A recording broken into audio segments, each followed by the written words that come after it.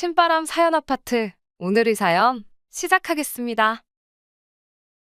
안녕하세요. 결혼한 지 아직 1년도 안 지난 따끈따끈한 신혼부부입니다.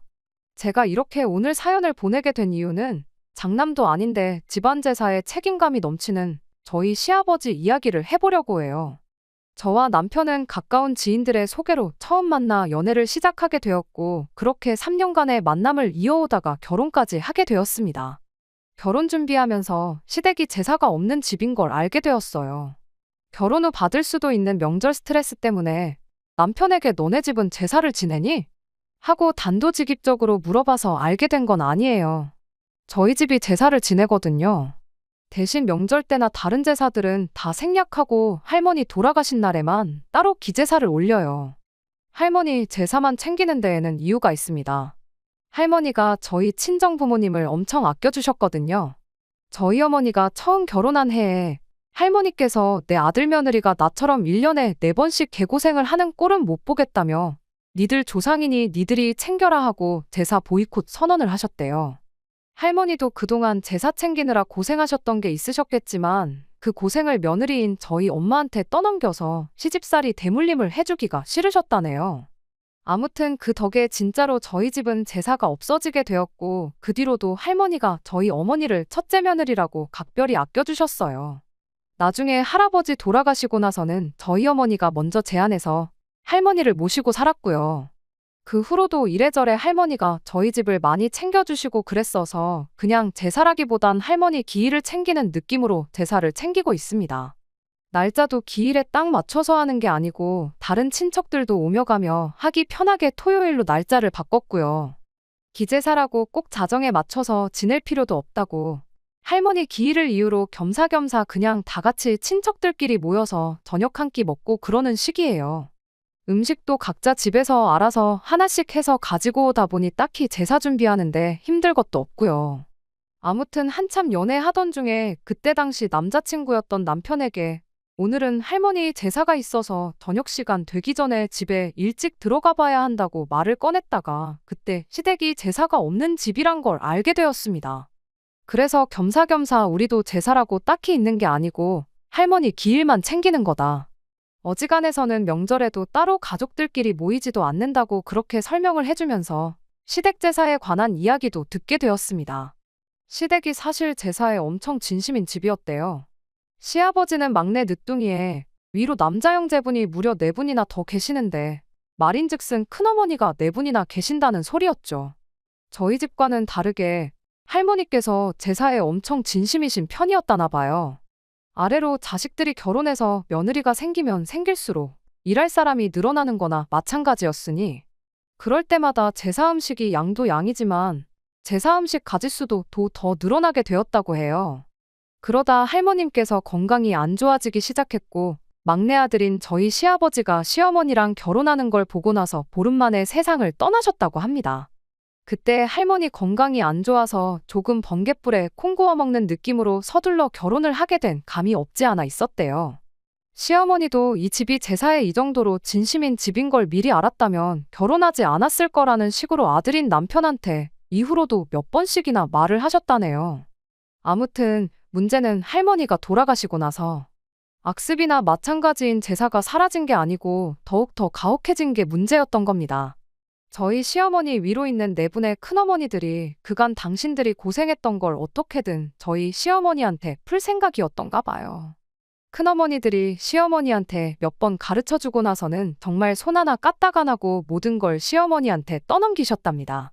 그렇게 10년 정도 시어머니는 1년에 4번 있는 제사를 할머님까지 포함해 4명의 며느리들까지 총 5명이 준비하던 걸 시집 오자마자 영문도 모른 채 그 많은 제사 음식들을 혼자 힘으로 준비해야 했던 거예요. 아무것도 안 하고 놀고만 있던 건 아니고 큰어머니들이 일손을 보태긴 했다지만 제사 음식 준비를 100이라고 치면 시어머니가 거의 80을 하고 나머지 4분이서 20 정도를 했다고 보면 된답니다. 제사 준비라고 넷이서 한 통속이 돼서 그렇게 부려먹었는데 평소라곤 또 시어머니를 안 괴롭혔었겠나요? 집마다 무슨 할 일이 있으면 묻지도 따지지도 않고 불러내서 시어머니를 부려먹고 그런 식이었답니다. 그래도 시어머니가 꾹꾹 참고 그렇게 버티고 계셨는데 남편 아래로 연년생인 신우가 있거든요. 그 신우 때문에 결국 저희 시어머니가 폭발을 하게 되었던 거예요. 그날도 한참 시어머니 혼자서 전날 저녁부터 거의 꼬박 밤을 새다시피 해서 제사 음식을 준비하고 계셨다고 해요. 아침 일찍부터 해서 하나둘씩 친척들이 모이기 시작했고 시어머니가 거의 모든 준비를 마쳐놓은 상황에 큰어머니 네 분께 잠깐 쉬고 올 테니 마무리 좀 부탁한다고 하고 잠깐 방에 들어가셨답니다. 밤을 거의 새다시피 해서 준비를 하셨다 보니 잠깐 눈 좀 붙이고 나올 생각이셨던 거죠.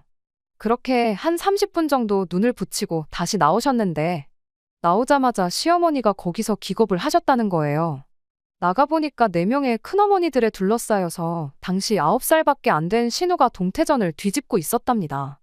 세상에 큰어머니라는 사람들이 9살밖에 안 된 조카한테 일을 시킨 거죠. 물론 아예 일을 떠넘긴 건 아니고 자기들 전부 치는데 이리 오라고 해서 앉혀놓고 너도 해보라고 뒤집개를 쥐어줬던 건가 봅니다. 아버님이 늦둥이인데다가 막내다 보니 남편이나 신우가 다른 친척 형제들하고도 나이차가 상당히 나는 편이에요.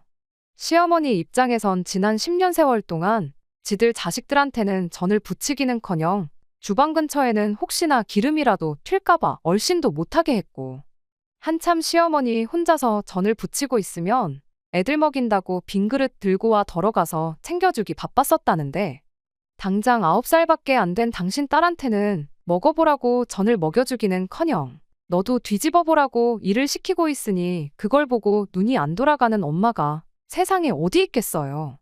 그 와중에 큰어머니들이 저희 시어머니한테 네 딸 전 부치는 것 좀 보라면서 엄마 닮아가지고 일은 기가 막히게 하겠다고 다음번 제사부터는 손이 하나 더 생기는 거니까 우리 동서 좀 편해지겠네 하면서 비아냥대기까지 했다는 겁니다.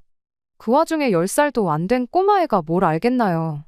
큰엄마들이 잘한다 잘한다 하니까 신이 나가지고 그 고사리만한 손으로 뒤집개를 들어 전을 뒤집는데 그걸 보자마자 시어머니가 폭발해서 그날 혼자 힘으로 밤새 준비했던 제사상을 뒤집어 엎어버렸답니다.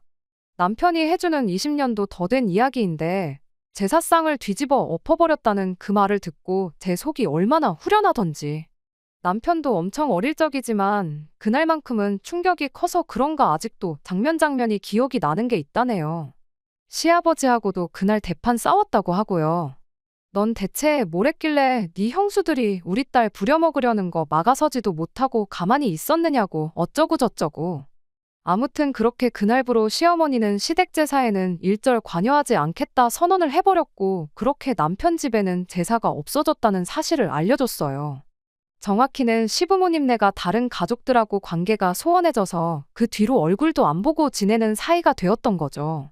그 이후로 시부모님네 빼고서 남은 가족들끼리 제사를 지내긴 지냈나 본데 몇 해 못 가고 제사 음식을 네가 하니 내가 하니 왜 나만 하니 그런 문제로 큰어머니들끼리 서로 떠넘기고 싸우고 그러다 결국 제사도 없어지고 온 가족들이 전부 사이가 나빠졌다는 겁니다. 그렇게 공식적으로 시댁에는 제사가 없어지게 되었다고 해요. 그 뒤로 가족들이 사이가 다시 좋아져서 교류하고 지내는 건 또 아니랍니다. 남편은 다른 건 모르겠고 남편이 어릴 적의 일이지만 시어머니가 상상도 못할 만큼 고생을 하셨다는 걸 직접 두 눈으로 보았다 보니 제사에 대해서 남편은 부정적인 생각을 가지고 있었대요. 그런데 저희처럼 제사를 지내는 집이 있다니까 그건 또 새롭다고. 왜 우리 집 어른들은 간소하게 지낼 생각은 안 하고 서로 떠넘기기만 했을까? 그런 식으로 놀라워했었죠. 아무튼 그렇게 본의 아니게 시댁 제사에 얽힌 이야기를 결혼 전부터 알게 되었습니다. 제사를 그때부터 계속 지냈다고 해도 그 때문에 결혼을 안 할 생각도 아니었고 사실 크게 상관없는 이야기나 마찬가지였어요. 그렇게 남편과 결혼해서 작년 5월부터 결혼 생활을 시작했습니다. 시댁이 지방에 있는 데다가 거리도 엄청 멀리 있다 보니 자주 찾아뵐 일은 없었어요. 결혼 전에 인사드리러 간다고 한번 찾아뵈었던 게 전부였습니다. 상견례는 친정하고 딱 중간쯤 위치해서 했었다 보니 그 뒤로는 정말 시댁까지 갈 일이 전혀 없었어요. 신혼여행 다녀와서도 안부 인사만 전해드리고 끝이었습니다. 시부모님 두 분 다 거리가 워낙에 멀다 보니까 오히려 먼저 뭐하러 그 멀리까지 고생스럽게 오며 가며 하냐고 피곤할 텐데 그냥 집에서 쉬라고 해주셨었고. 그러다 보니 결혼하고 처음 맞는 첫 명절인 추석이 오기 전까지는 시댁에 따로 시간 내서 찾아갈 일이 없었어요. 그냥 일주일에 한두 번씩 안부 전화만 드리고 그러는 시기였습니다. 그러다 이제 시댁에 다녀올 일이 다가오게 되었습니다. 명절인 추석이 다가오고 있었거든요. 지난 추석이 연휴라기에는 뭔가 아쉬운 그런 느낌이었어요. 크게 다르게 있겠냐마는 굳이 주말을 끼고 쉰다면 주말을 연휴 앞에 껴서 토일월화수 쉬는 것보다 연휴 뒤에 껴서 수목금토일 이렇게 쉬는 게 훨씬 더 쉬는 느낌이 나잖아요. 양가에 인사드리러 가는 거 먼저 끝내고 주말까지 내리 푹 쉴 수 있으니까 말이에요. 그런데 그러던 중 저희 회사에서 직원복지 차원에서 길게 쉬고 오라고 목요일, 금요일을 아예 재량휴일로 만들어줬습니다. 5일짜리 연휴가 난데없이 9일짜리 거의 휴가에 맞먹는 황금 연휴가 돼버린 거죠. 결혼이다 신혼여행이다 해서 휴가도 미리 땡겨 써버린 바람에 내년까진 꼼짝없이 회사만 나가겠구나 싶었는데 완전 운이 좋았죠. 혹시나 싶어서 남편도 회사의 상황을 설명하고 연차 신청을 냈는데 감사하게도 회사에서 그렇게 쉬라고 허락을 해준 덕분에 남편도 똑같이 황금 연휴를 즐길 수가 있게 되었어요. 남편과 상의 후 양가에는 연휴가 시작되기 직전에 있는 주말을 활용해 다녀오기로 했고 남은 기간은 뭐 어디 해외여행이라도 가야 하나 하면서 한참 행복한 고민을 하고 있었습니다. 일단 친정에 먼저 연락을 했어요. 친정 부모님은 뭐 명절이 대수냐고 그냥 주말이든 언제든 안 와도 되니까 하루라도 더 둘이서 즐기다 오라는 대답을 들었습니다. 그 말을 듣고 곧바로 시댁에도 연락을 했어요. 시댁이 거리가 워낙에 있다 보니까 시어머니 입장에선 자주 보지도 못하는데 명절에도 건너뛰라고 하기는 조금 그랬었나 봐요. 그래서 토요일에라도 일찍 들렀다 가면 좋겠다는 식으로 대답을 하셨고요. 애초에 그날쯤 해서 다녀올 생각이었다 보니 섭섭하거나 그런 건 없었습니다. 친정에는 안 가도 되게 되었으니 그냥 아예 그러면 토요일날 가서 하루 자고 일요일까지 해서 이틀 내내 시댁에서 시간을 보내고 여행을 출발하면 되는 건가 하고 그렇게 계획을 세웠죠. 그러다 그날 저녁에 시아버지한테서 전화가 왔어요. 아무리 그래도 명절을 건너뛰는 건 그렇지 않냐면서 추석 당일날에 시댁에 오는 걸로 하라고 말을 바꾸시더라고요. 시어머니한테만 말씀드리고 허락을 받아낸 거였다 보니 아버님 딴에는 기분이 좀 안 좋았나 봐요. 남편이 아버님께 모처럼 9일짜리 연휴인데 사정 좀 봐주시면 안 되겠냐고 몇 번을 물었지만 시아버지는 절대 안 된다며 고집까지 부리기 시작했습니다. 명절 무시하고 그렇게 시댁에 오면 그냥 아무 때나 주말에 오는 거랑 뭐가 다르냐면서 말이에요. 그렇게 결국엔 명절날 시댁에 찾아뵙는 걸로 이야기를 끝내고 전화를 끊었습니다. 전화 끊고 나서 몇 시간 지나지 않아 시어머니한테서 다시 전화가 걸려왔어요. 당신 딴에도 저희들 연휴 맞아서 어디 좀 길게 다녀오게 해주라고 몇 번을 설득했었는데 시아버지가 워낙에 완고하게 나오는지라 어쩔 수 없었다면서 미안하다고 하시더라고요. 시어머니가 저희한테 사과하실 일은 아니라고 저희도 너무 저희들 생각만 한 것 같다고 죄송하다 사과드렸어요. 물론 말은 그렇게 했지만 이상한 데서 고집을 부려대는 시아버지가 원망스럽긴 했습니다. 9일 연휴 중 딱 중간이나 마찬가지인 추석날을 비울 수가 없게 되었다 보니 해외여행은 꿈도 꿀 수 없는 이야기가 되어버렸으니까요. 그래도 나름대로 알차게 연휴를 보내야겠다고 남편과 계획을 세우게 되었어요. 그러던 중 저희가 여행을 안 가기로 했다는 소식을 들은 친정어머니께서 전화를 해오셨습니다. 저희 작은아버지네가 은퇴를 하면서 은퇴자금으로 속초 어디쯤 바다전망 좋은 곳에 운영 중이던 펜션을 하나 매입하셨다네요. 내년 여름 성수기가 오기 전까지 시간적 여유가 많다 보니 작은아버지가 직접 펜션을 리모델링을 하실 계획이시랍니다. 그런 만큼 그 당장 영업한다고 바쁜 것도 아니고 리모델링 공사도 아직 시작을 안 했다 보니 당장 연휴 맞아서 친척들끼리 다 그 펜션에 모여서 2박 3일 푹 쉬다 오기로 했다는 거예요. 저희 여행 계획이 어그러졌으니 아쉬운 대로 거기라도 따라가서 놀다 오지 않겠냐고 제안을 해주신 거죠. 원한다면 작은아버지한테 부탁해서 그 주 주말까지 내내 저희가 그 펜션을 숙소처럼 사용할 수 있게 물어보겠다고 하시더라고요. 그래서 이참에 그냥 속초를 거점으로 강원도 여기저기 돌아다니는 것도 좋겠다 싶어 그렇게 하기로 했습니다.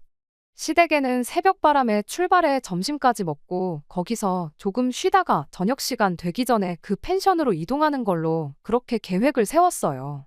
시댁에서 대충 차로 1시간 반 정도 거리라서 점심 먹고 적당히 시간 보내다 오면 시간이 딱 알맞겠더라고요.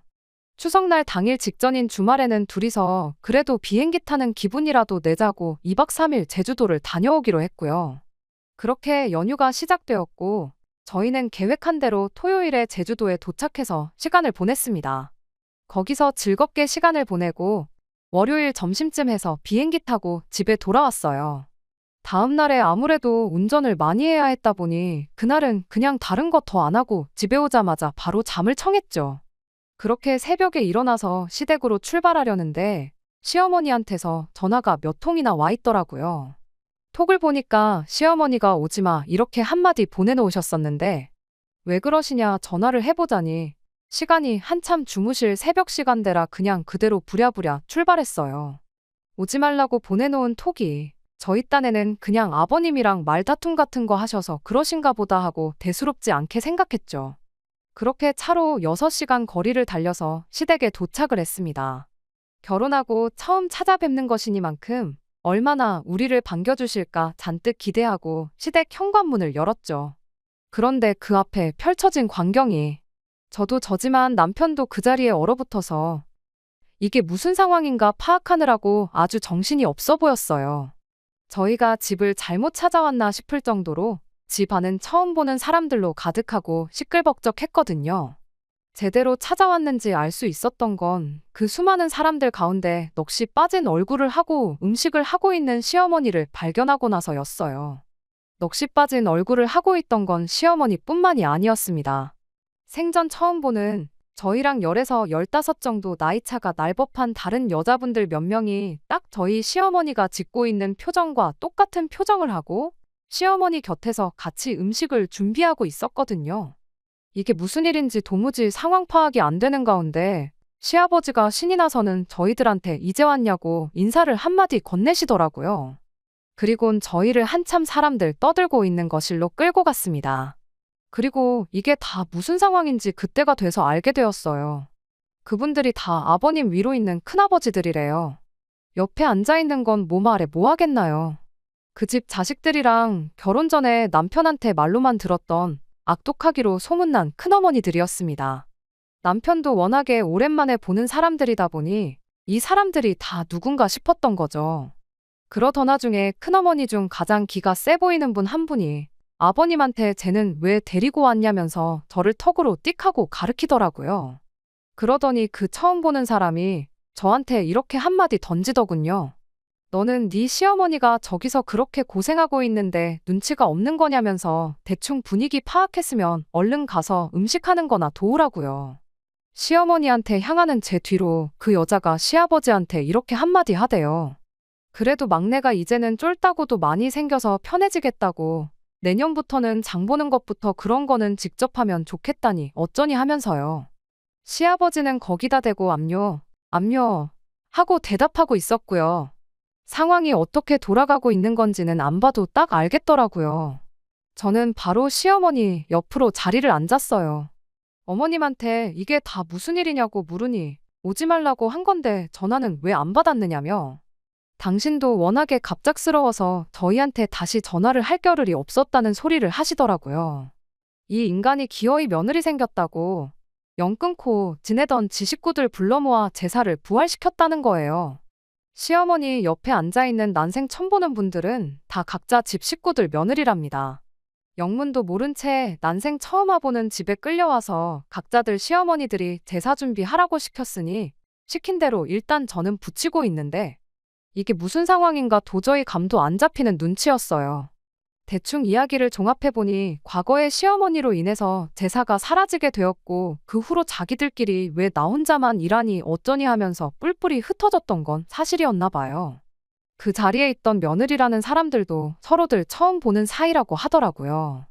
일단 시어머니가 진두지휘를 맡아서 이거 해라 저거 해라 시키고 계시니 하고는 있는데 결혼한 뒤로 단 한 번도 챙긴 적 없던 제사를 챙기는 게 다들 어이없어 하는 눈치였어요. 일단 다른 사람들도 하고 있고 우리 시어머니도 하고 있으니 저도 하는 수 없이 다른 음식을 준비하기 시작했죠. 그러다가 고개를 들었는데 남편이 어쩔 줄을 몰라 하면서 저 멀리서 저를 쳐다보고 있더라고요. 저 인간이 일하는 것도 열받아 죽겠는데 도와주는 신용도 안 하고 쳐다만 보고 있다고 열이 막 올라오던 찰나에 남편이 눈을 깜빡하더니 저한테 무슨 사인을 보내더라고요. 그리곤 그 길로 자리에서 일어나더니 살금살금 혼자서 자기 외투랑 그런 걸 챙기고 쓱 밖으로 나가는 거예요. 평소에도 죽이 잘 맞는 게 이럴 때 도움이 될 줄은 정말 몰랐습니다. 대충 남편이 무슨 생각을 하고 있는지 짐작이 돼서 그 길로 화장실 좀 다녀오겠다 말하고 안방으로 들어가서 시어머니 옷까지 몇 개 챙겨서 몰래 제 가방에 쑤셔 넣었어요. 그리고는 자리로 돌아와서 시어머니한테 말했죠. 차에 뭐 두고 온 것 같은데 가지러 좀 다녀와야겠다고요. 그런데 그게 엄청 무거운 거라 혼자 들고 오기 뭐한데 어머님도 같이 가주시면 안 되냐고 물어봤어요. 시어머니가 할 일이 이렇게 많은데 가긴 어딜 가냐며 저 중에 아무한테나 부탁해서 같이 다녀오시라고 하시는데 제가 최대한 애교 부리면서 시어머니한테 어머님하고 같이 가고 싶다고 어머님도 이참에 바깥바람도 쐬고 허리도 좀 피시라고 그렇게 이야기했습니다. 제가 시작부터 무거운 거라고 못을 박아놓고 말을 꺼냈다 보니 남이나 마찬가지라 큰형님이라고까지 하긴 뭐하고 호칭을 뭐라고 해야 좋을지 모르겠는데 아무튼 그 큰아버지네 며느리들은 난데없이 끌려와서 전부치고 있는 것도 열받아 죽겠는데 짐까지 들고 와야겠냐는 표정으로 애써 저희들 시선을 피하고 후라이팬만 바라보면서 음식 준비하는데 여념이 없었어요. 덕분에 아무 방해 없이 시어머니를 모시고 밖으로 나올 수 있었죠. 아니나 다를까 차에 가니 남편이 시동 걸어놓고 저희를 기다리고 있었습니다. 한마디도 안 했는데 어떻게 알고 거기에 엄마까지 모시고 왔냐고 하면서 완전 대박이라고 하더라고요. 남편은 애초에 그 자리에서 저를 데리고 도망칠 계획이었는데 제가 그 와중에 시어머니까지 모시고 나올 줄은 몰랐던 거예요. 시어머니한테 제가 말했죠. 제사 지내는 건 저기 있는 사람들한테 알아서 하라 그러고 어머님은 저희랑 같이 놀러 가시자고요. 어차피 어머님이 어느 정도 다 끝내놓으신 거 아니냐고 그 정도 해줬으면 충분히 하셨다고 말하고 그 길로 저희는 시어머니를 납치하듯 끌고 저희 작은아버지가 인수하셨다는 펜션으로 바로 향했어요. 시어머니도 처음에는 이래도 되겠냐면서 주저하셨지만 나중간이 에라 모르겠다 하시면서 빨리 출발하라고 하시더라고요. 차가 출발하자마자 옷 구겨진다고 제가 안방에서 챙겨 나온 시어머니 옷을 가방에서 꺼냈죠. 남편이 그거 보고 또 대박이라고 그 와중에 엄마 옷까지 챙겨서 나올 생각을 했냐면서 놀라대요. 시어머니도 그때부터는 한참 즐거운 표정만 짓고 계셨어요. 차를 출발시킨 지 한 20분쯤 지났나 저희 전화기가 불이 나도록 연락이 왔습니다만 하나도 받지 않았습니다. 시어머니는 급하게 나오느라 전화기를 두고 오셨는데 오히려 그 편이 마음이 더 편했을 거라 생각해요. 그렇게 차를 1시간쯤 더 달려서 펜션에 도착했는데 저희 부모님이 저희 보고 생각보다 일찍 왔다며 놀라셨다가 차 안에 같이 계신 시어머니 보고는 한 번 더 놀라셨어요. 원래 먹을 거 준비해둔 거 저희들 오면 저녁에 먹으려고 했는데 저녁까지 기다릴 게 뭐가 있냐며 그 자리에서 아주 저희들끼리 작은 잔치를 열었지요. 시어머니도 한참 같이 신나게 즐겨 하시다가 명절에 이렇게 가족들끼리 재미나게 보내는 방법도 있는데 왜 우리 바깥 양반은 저 모양인지 모르겠다며 한숨을 쉬시는데 참 생각이 많아졌습니다. 그렇게 한참 먹고 놀고 하다 보니 시간이 어느덧 오후 2시쯤 되었어요. 시어머니가 한참 고민하다가 저희를 부르시더니 운전하느라 고생하는 거 알지만 집에 다시 데려다 줄 수 있냐고 물으시더라고요. 혹시 저희 친정 식구들만 있어서 불편하시냐고 저희 가족들 그런 거 별로 신경 안 쓰는 분들이시니까 부담 가지실 필요 없다고 대답했더니 그게 아니고 그때쯤이면 제사도 다 끝나지 않았겠냐 하시는 거예요. 이미 일이 이렇게 된 거 어쩔 수는 없지만 그래도 아버님한테 미안하다고 사과는 하실 생각이셨는가 봐요. 그래도 그 인간이 사람들 모인 자리에서 혼자 얼마나 난감했겠냐 하시면서요. 이왕 이렇게 된 거 집에 가서 아버님하고 깔끔하게 화해하고 어차피 저희는 다시 이쪽으로 와야 하니까 당신들 차 끌고 같이 이쪽으로 오자십니다. 아직 저녁도 남았고 하니 그 양반도 먹고 마시는 거 얼마나 좋아하는데 같이 놀면 좀 좋겠냐시면서요. 그것도 역시 좋은 생각인 것 같아서 저희도 그렇게 하기로 하고 시간 더 끌게 뭐 있나 싶어서 바로 차를 출발시켰어요. 그렇게 다시 시댁에 도착했는데 예상대로 집은 텅텅 비어있고 아버님 혼자 계셨습니다. 그런데 저희 예상과는 다른 게 하나 있었어요. 제사를 지내고 나서 가족들이 돌아간 모양새가 아니었습니다. 바닥에 신문지 이리저리 펼쳐져 있고 음식 준비하던 게 그대로 다 있었거든요. 얼마나 진수성찬을 차리려고 했던 건지 3개나 이어붙여 놓은 제사상 위에는 아무것도 올라와 있지 않았고요. 시아버지는 혼자 그 제사상 앞에 양반다리를 하고 앉아서는 멍하니 먼 산만 바라보고 있었습니다. 저희가 들어오자마자 시아버지는 불같이 화를 내기 시작했지요. 20년 만에 뿔뿔이 흩어진 가족들 겨우겨우 하나로 모아서 모처럼 자리를 만들었는데 너 때문에 아주 이제 온 가족들이 2번 다시 만날 일도 없을 사이가 됐다면서요. 저희가 중간에 그런 식으로 나갔다는 걸 알게 되고는 일단 먼저 영문도 모른 채 끌려와서 음식 준비하던 큰아버님들네 며느리들이 들고 일어섰답니다. 그 집 아들들한테 우리가 여기 끌려와서 뭐 하고 있는 거냐고 하면서 그 길로 자기들도 음식이고 제사 준비고 안 한다고 했다는 거예요. 저희보다 많아봐야 40대 중후반인 분들인데 그 또래의 아내 이겨먹고 한 번도 지낸 적 없던 제사 준비하라고 큰소리칠 남편이 몇이나 되겠나요. 그전까지야 저희 시어머니가 대표로 총대 메고 고생하고 있으니 어찌어찌 통솔이 되는 분위기였는데 저희가 그냥 그렇게 갔다는 사실을 알고는 하나둘씩 자리를 떠나간 겁니다. 당신들 며느리가 없다고 그 자리에 바통을 넘겨받아 음식 준비를 하실 큰어머님들이셨으면 애초에 처음부터 저희 시어머니한테만 일을 시키지도 않았겠지요. 당장 일할 사람들이 아무도 없어지니 그분들도 그 길로 시아버지한테 한마디씩 하고 집을 떠나갔다는 겁니다. 시아버지는 혼자 망연자실해서 저희 올 때까지 그렇게 혼자 앉아서 멍 때리고 있었던 거고요. 시어머니는 그렇게 된 상황에 처음에는 난감해하면서 아버님한테 미안하다고 일이 이렇게까지 될 줄은 몰랐다며 계속 사과를 하셨어요. 저희도 너무 경거망동을 한 건가 싶어서 한참 고개 숙이고 같이 아버님한테 혼나고 있었죠. 그 와중에 시아버지가 한마디를 꺼내시더군요. 제사 음식 좀 하는 게 뭐가 힘드냐며. 너 우리 집에 시집 오기 전에 형수님들도 다 하던 거 아니었냐고. 뭐 어디 너만 고생하는 건 줄 착각하지 말라면서 저희들 있는 건 아랑곳하지도 않고 막말을 하는 거 아니겠어요? 20년 세월 가족들 사이 이간질시켜서 서로 등지고 살게 만들었으면 됐지. 이제 다시 좀 잘 지내보려는데 그걸 못 참고 이렇게 집안꼴을 풍비박산 내놓으니 좋으냐고. 올해는 특히 형님들네 며느리들도 있고 우리 며느리도 있고 쫄따구들이 몇 명인데 부려먹기만 하면 돼서 몇 배나 쉬워진 걸 가지고 그게 하기 싫어서 어른이 돼서 그걸 못 참고 내뺐냐고 큰 소리를 치는 겁니다. 그런데 한참을 미안하다는 말만 반복하던 시어머니가 난데없이 시아버지한테 언성을 높이면서 한마디 하셨어요. 그래서 니네 집 식구들이 안 되는 거라고. 이제 보니 아주 똑같은 놈이다 못해 같은 핏줄 아니랄까봐 아주 더한 놈이라면서 어떻게 그 악습을 또 며느리들한테 물려줄 생각을 다 했냐시더군요. 당신도 집집마다 며느리들 다 끌고 온 마당에 애들한테 떠넘기면 안 힘든 거 몰랐겠냐입니다. 그런데 그렇게 하면 지난 시간 동안 상종도 못할 인간들이라고 생각했던 당신 형님들이랑 큰동서들하고 내가 다를 게 뭐가 있겠냐고 하시더군요.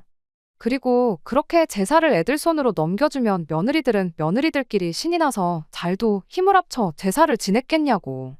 모르긴 몰라도 10살이나 넘게 더 어린 우리 애들이 또 독박 쓰게 될 것이 뻔한 거 아니겠냐고 일침을 하시더군요. 아버님은 그 와중에도 한마디도 지지 않고는 예전처럼 1년에 제사 4번씩 챙기려던 것도 아니고 명절 때만 챙기려고 했다고. 고작 1년에 2번 있는 제사 가지고 뭘 그렇게까지 오바를 떠냐면서 남들 다 하는 건데 좀 하면 뭐 어떻냐면서 저한테 대답을 바라시더군요. 제가 순간 당황해서 아무 말도 못하고 있는데 시어머니가 당신이야 아무것도 모르고 결혼해서 결혼 잘못했다 그런 생각만 하고 애들 보면서 10년을 버텼지. 저같이 요즘 애들은 그런 거 참기나 하겠냐고 그렇게 자식 새끼 이혼시키고 그러면 기분 참 좋겠다고 한마디 하시는 겁니다.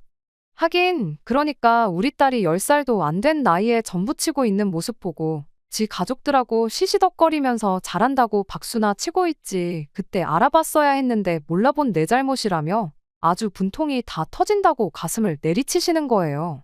그러다 그때 이혼 못했다고 지금도 못할 거 있냐면서 난데없이 시아버지한테 이혼하자는 이야기를 꺼내셨어요. 그 말이 나오기 무섭게 아버님을 포함해 저희 둘까지도 깜짝 놀라서 시어머니를 쳐다봤습니다. 그 표정만 봐도 얼마나 진심인지가 느껴졌죠. 제가 나서서라도 뭘 이혼까지 하시냐 하고 말려야 하나 싶었는데 도무지 입이 떨어지지가 않을 정도였어요. 그건 며느리인 제가 아니라 아들인 남편도 똑같았나 봐요. 그렇게 저희는 아무 말도 못하고 있었는데 어머님이 아버님한테 당신 말이 맞다고 1년에 4번도 지내던 제사인데 2번이 뭐가 힘들겠냐. 남들도 다 하는 건데 어려울 거 없다고.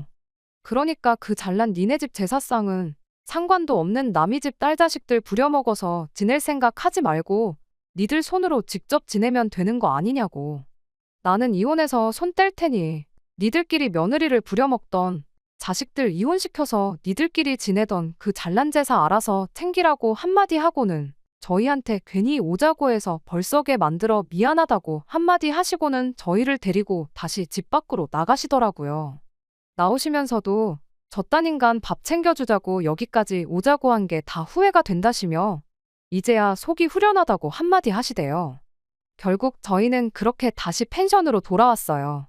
오는 길에 신우한테 주소를 찍어줬는데 거리가 있다 보니 저희 저녁 먹기 시작하고 한참 지나서 신우가 도착을 했습니다. 전화로 대충 자초지종을 설명해줬는데 신우는 뭐 대화고 뭐고 할 것도 없이 도착하자마자 시어머니한테 이혼 결정 잘하셨다고 한마디 해주더군요. 엄마 챙기는 건 딸밖에 없다는데 그게 무슨 말인지 딱 알았어요. 아마 모르긴 몰라도 그날 아침에 신우가 시댁에만 있었더라면 일이 그 지경까지 가기 전에 신우 선에서 큰아버지고 큰어머니고 시댁에 발도 못 붙여보고 쫓겨나지 않았을까 하는 생각까지 들었습니다.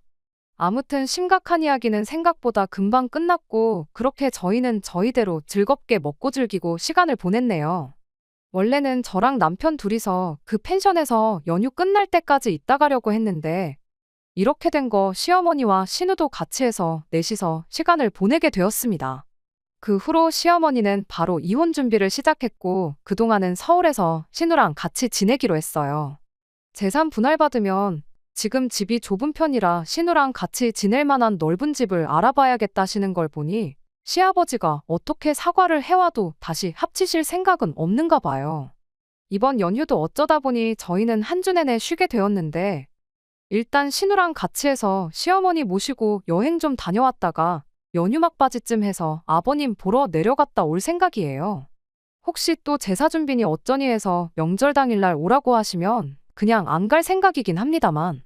그래도 어머님이랑 이혼하신 거지. 저한테는 아직 시아버지니까 제 할 도리는 하고 살려고요. 끝까지 들어주셔서 감사합니다. 오늘의 사연은 여기까지입니다. 구독과 좋아요, 알람 설정 부탁드리고 더 좋은 사연으로 다시 찾아뵙겠습니다. 감사합니다.